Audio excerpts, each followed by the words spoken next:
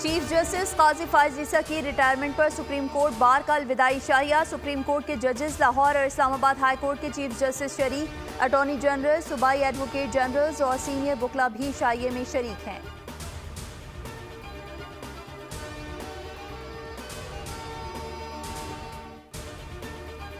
वज़ीर-ए-आज़म से पाकिस्तानी मिशंस में नए तैनात कम्युनिटी और लेबर वेलफेयर अताशाइयों की मुलाकात।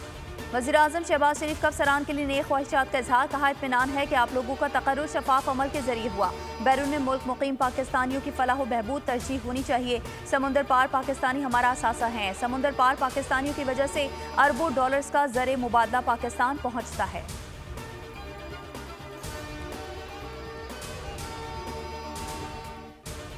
तोशाखाना 2 केस में गिरफ्तार बुशरा बीबी 9 माह बाद जेल से रिहाई के बाद बनी गाला पहुंच गईं। बानी पीटीआई की अहलिया बुशरा बीबी का लाहौर आने का प्लान तब्दील, लाहौर आने के बजाय पेशावर पहुंच गईं। पीटीआई की मरकजी लीडरशिप ने पेशावर जाने के लिए कायल किया। जराये के मुताबिक लाहौर जाने पर तहफ़्फ़ुज़ात से आगाह किया। पीटीआई रहनुमाओं के कायल करने पर बुशरा बीबी पेशावर रवाना हुई। तोशाखाना 2 केस में कल जमानत मंजूर हुई थी।